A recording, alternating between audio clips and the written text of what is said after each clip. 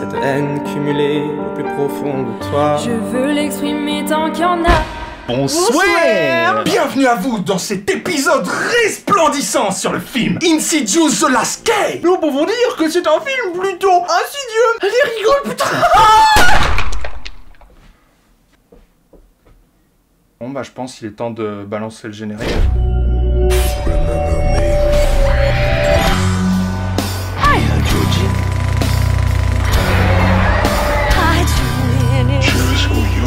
Claire de sang.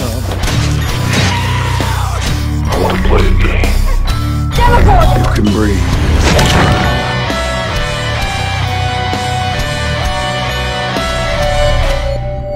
Ouais, donc comme d'habitude, vous dites ah mais c'est quoi si douce? Ok, alors déjà, calmez-vous, vous êtes on fire comme on dit. Comme de Floris là-bas, lol. Mais t'es pas mort toi? Putain, rappelle-toi. Ouais, donc je disais, Insidious 4ème du nom est un film réalisé par Adam Robitel. C'est celui qui a réalisé L'étrange cas Deborah Logan, écrit Le dernier Paranormal Activity, ou encore celui qui a joué dans le premier X-Men. Wolverine vous joue. Calme-toi, tiens, prends tes médocs. Faut éviter que tu parles dans des crises comme ça.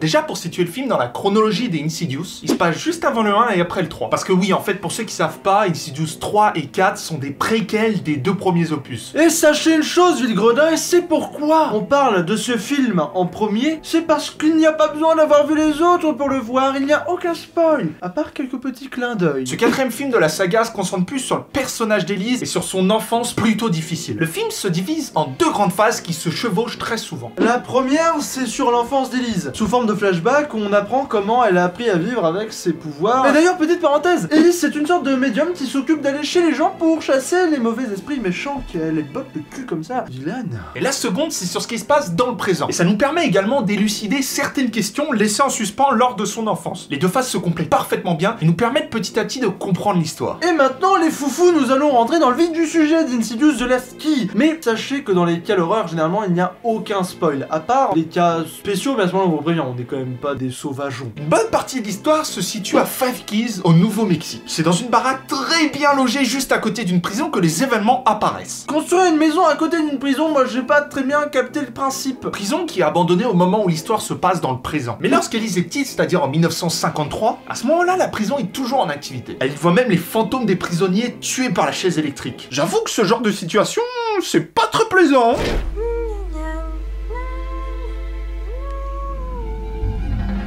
Elise, ça vaut quoi? Ça fait longtemps on s'est pas vu comme ça et tout. Ça va? Ouais, hier je suis allé en boîte. Ah ouais? On a été très tchatcheurs avec des fantomettes. C'est quoi ta tchatché? C'est quand tu veux Ken. C'est quand avec Barbie?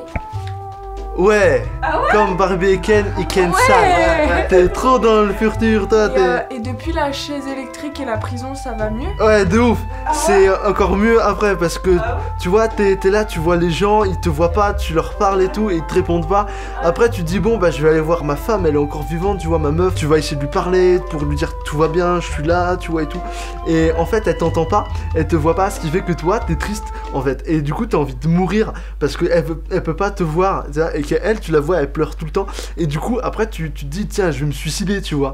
Et tu peux pas parce que quand tu te casses la nuque, et bah, ça se casse pas. Élise vivait pendant son enfance avec 3 personnes. Son frère, Christian, sa mère, Audrey, et son père, Gérald. Ah, son père, un bon gros courgette, qui battait sa fille et qui l'enfermait dans la cave pour lui faire comprendre quand même que les esprits n'existaient pas. En plus de ça, il bossait en tant que bourreau dans la prison d'à côté, donc ça n'aidait pas des masses. La mère, elle, était totalement différente. Elle était beaucoup plus compatissante avec les facultés de sa fille et lui répétait même de ne jamais refouler son don. Mets ton doigt dans le trou. Nous avons du poulet. Le temps est fort. Approche-toi. Tu peux le faire. Mets la clé. Oui, mon poisson. Nous avons trouvé le poulet. Le tender. Dans le personnage du père et celui de la mère, on y retrouve une sorte d'allégorie du bien et du mal, ou plus indirectement du paradis et de l'enfer. J'ai dit, pourquoi t'emploies des mots que tu comprends pas comme ça, là, tu fais le mec? Bah faut bien que je rentabilise mes années d'études de cinéma. Donc tu continues de faire le mec. Bon, tu reviendras m'en parler quand t'auras le bac, ok? Ok, je suis en BTS, on fait comment? Nani? Quand ils sont petits, la mère d'Élise donne à son fils, donc le frère d'Élise, c'est-à-dire Christian, une sorte de petit sifflet pour qu'il puisse appeler sa mère si jamais il a peur. Eh, vous la sentez venir la couille? Le petit objet dont les esprits vont bien pouvoir s'éclater et utiliser pour nous faire bien flipper sa mère. J'ai l'impression que c'est un incontournable dans les films d'horreur de donner de la logique à l'apparition d'un objet qui servira uniquement à faire peur par la suite. Après, je crache pas dessus quand c'est bien amené, mais quand ça se ressent vraiment que c'est juste là pour faire peur, ouais, c'est un peu tombé dans la facilité. Tiens mon fils, regarde ce que j'ai trouvé. C'est un sifflet. Dès que tu as peur, tu siffles et j'arrive. Non. Tiens. Ils vont m'embêter après, non. Mais si, prends-le. Non. Mais si, je te dis Non. si. Mais si, le réalisateur, il a dit qu'il fallait que tu le prennes. C'est super important, ça va couper la scène. Le réalisateur, il l'a dit. Le réalisateur l'a dit, tu prends le sifflet. Sinon, pour ce qui est de la trame principale qui se déroule dans le présent, temporellement parlant, on y retrouve la bonne petite équipe habituelle, les chasseurs de fantômes. Bon, avant ils étaient comptables, ok, mais on ne juge pas ici. À part les roux, les chinois, les portugais, les noirs, les juifs, les arabes. Donc on les revoit, chaque Insidious. Car Elise, elle est plus âgée que dans les flashbacks. Parce que dans les flashbacks, on est quand même d'accord que c'est un retour en arrière. Donc c'est-à-dire que si c'est l'arrière du présent, c'est donc le passé. On est d'accord. Et donc techniquement, plus tu remontes dans le passé, plus t'es jeune. Et si tu remontes trop, à la fin t'es pas né. Comme un poisson. Tu vois la ref ou pas? À part exception, si tu es Dracula et que tu as 1 milliard d'années, tu peux remonter loin dans le temps et rester avec le même âge. Dans ce cas, ok. Marty, monte vite dans la DeLorean, vite, viens. Ok, Doc. Bon bref, et avec elle, il y a les deux compères, Specs et Tucker, qui sont deux gars bien calés dans tout ce qui est matériel de pointe pour enquêter dans des affaires paranormales. Voilà, Elise, maintenant tu rentres dans la pièce, tu vois, il y a tout le matos, regarde. Là, il y a un Intel Core i5. Ah vas-y, il faut des yap et tout. T'entends, retourne-toi, j'ai vu des yap. Ok, non, c'est moi, c'est dans ma tête. Hey, il y a une meuf, Elle veut voler le Core i5. elle nique lui sa mère. Mais tu fais quoi? T'es nazi ou quoi? Eux et Ellie se sont rencontrés dans le chapitre 3 d'Insidious, parce qu'il faut savoir que chaque film d'Insidious est une sorte de chapitre, c'est un livre ouvert. Dans cette histoire, comme on l'a dit, qui se concentre beaucoup plus sur Elise et son passé, elle est appelée par un certain Ted Garza à venir l'aider contre un esprit frappeur qui se situe dans sa maison d'enfance. Oui, on parle bien de celle qui est juste à côté d'une ancienne prison, au KLM. En fait, Ted Garza, c'est un mec un peu lambda comme ça, qui a ménagé dans une maison un jour en se disant: ah bah tiens, tout le monde dit qu'il y a des fantômes dedans, mais si j'y allais, parce que moi je crois pas aux fantômes. Jusqu'au beau jour, il dit: bon, peut-être qu'en fait, ils avaient peut-être pas mytho, c'est un petit peu la merde dans cette baraque. Et puis après, il s'est rendu compte qu'il avait foutu toutes ses économies dans une baraque, en fait, qui était un petit peu hantée, quoi. Donc il se sentait un peu con. Je Donc bouge. du coup, Instagram. Ouais, ma photo. Ouais, non, il se passe rien. Non, mais ça n'existe pas le paranormal, non. Ok. Bonjour. Ouais, d'accord. Ok. Finalement, il s'avère que cet esprit frappeur n'est autre qu'un démon qu'Elise a malencontreusement réveillé lors de son enfance en 1953. Alors il a un blaze un peu chelou, je tiens à vous le dire, c'est K-Face. En fait, c'est tout con, c'est parce que ça veut dire visage en forme de clé. Et là, tous ceux qui ont vu le film, ils vont me dire: mais t'es pas fait, tu dis des bêtises, il y a pas un visage en forme de clé. Alors oui, pas faux, mais la toute première version du démon comportait bien une espèce de forme de visage en clé au niveau de la bouche et du nez. Mais finalement, ils ont préféré représenter la symbolique de l'emprisonnement sur les doigts en y mettant des clés à la place. Ce qui est bien plus creepy, je trouve. Le principe même de cette créature réside dans ses doigts. Grâce aux espèces de clés qu'elle a, elle peut emprisonner l'âme d'une personne dans une sorte de prison se situant dans le lointain. Pour ceux qui savent pas, le lointain, c'est une sorte de monde parallèle où sont les esprits. Parce que qu'on soit clair, quelqu'un qui a des clés à la place des doigts, c'est quand même vachement pratique. Ça t'évite de perdre tes clés. T'arrives dans le garage, où mes clés? Là, clac, clac. J'avoue que là-dessus, j'ai beaucoup de mal. Merde, elle est où la clé? Bon, c'est pas grave. Hop.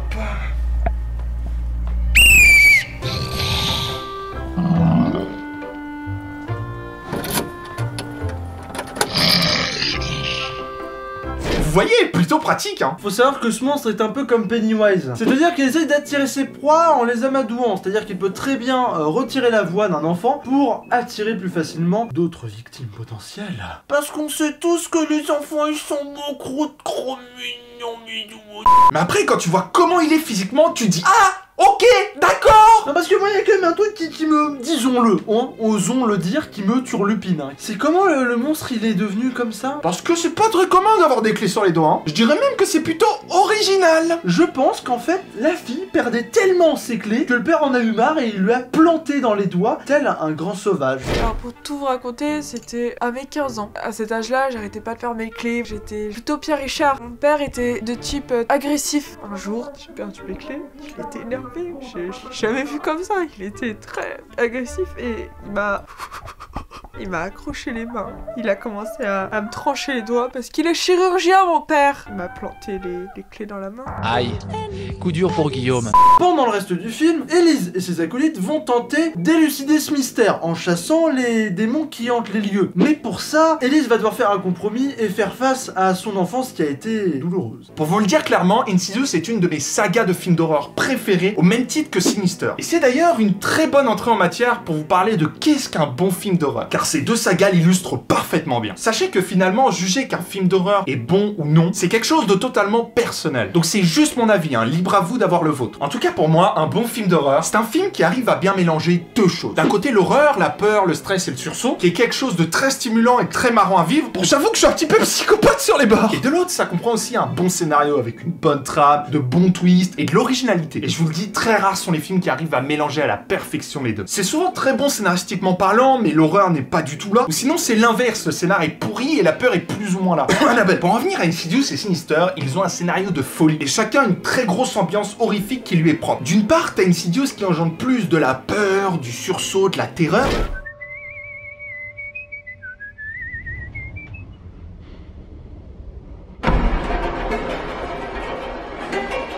Vous avez vu ?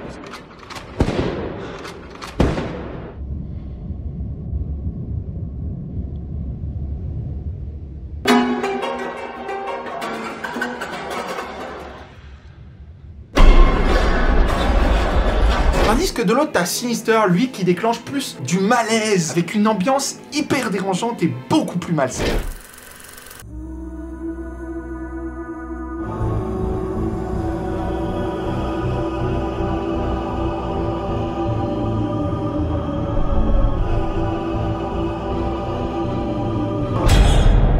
Sérieusement, quand je suis allé voir Sinister au ciné, je me suis jamais autant senti mal devant un film d'horreur. Mais vraiment en mode hyper dérangé. Mais vu que je suis plutôt de type sado, bah j'aime beaucoup ça, lol. Gros malade. Ah bon, t'es bien le seul. Pour moi, pour tout vous dire, c'est un petit peu l'inverse. J'ai quand même assez peur généralement et j'aime pas trop ça. Mais n'empêche, moi ce qui me fait quand même vachement kiffer dans un film d'horreur, c'est le scénario. Et des fois même la psychologie du méchant. Et des fois ils sont méchants, mais il y a un truc dans leur tête et j'aime bien. Parce que je suis méchant moi aussi. Maintenant, avant de finir, place à l'anecdote finale, afin de conclure cet épisode, car on est quand même vachement gentil. Ce qu'il faut savoir, c'est que dans les Insidious, ils ont quand même l'habitude de tourner dans des lieux qui sont réputés comme étant réellement hantés. Ce qui fait que par exemple dans le chapitre 2, ils ont réellement tourné dans un hôpital qui était donc abandonné et réputé donc comme étant hanté. Aussi, on dit que beaucoup d'événements paranormaux se seraient déroulés pendant le tournage. Bah, c'est encore le cas avec cet Insidious parce qu'ils ont tourné dans une maison qu'ils pensent hantée. Parce qu'il y aurait eu des manifestations paranormales, des choses qui ne devraient pas se passer normalement. Ils auraient apparemment senti une atmosphère un petit peu glaçante dans certaines pièces et se sentaient pas vraiment très à l'aise. Après cette anecdote bien chaleureuse et qui donne très envie de jouer dans un Insidious, et bien nous pouvons que vous conseiller d'aller voir ce film parce que vous pouvez aller le voir même si vous avez vu tous les autres ou si vous en avez vu aucun comme moi, vous pouvez y aller sans avoir de mindfuck et faire oh mais je comprends pas ce qui se passe. Et ça c'est ça qui est cool. C'est un très bon film d'horreur qui mélange parfaitement bien la peur et l'originalité d'un bon scénario. L'ambiance horrifique est très bien maîtrisée. Et toi Réal, t'en as pensé quoi? Bah moi je l'ai pas vu. T'es con, on l'a vu ensemble au cinéma. Ah What the fuck les amis.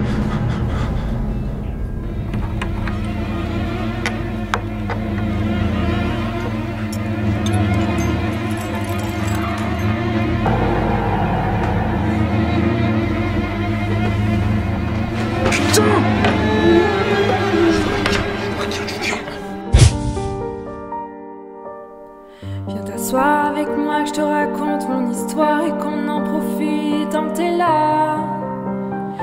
Moi qui croyais que mon père ne verrait rien de cet affront qui me semblait loin. La perte de mes clés comme une chanson rythmée a été trop souvent répétée. Me tenant devant lui comme un frisson la nuit, il l'avait compris. La La douleur dans tout ça, c'est que j'avais oublié qu'il était chirurgien. Et plus de doigts maintenant.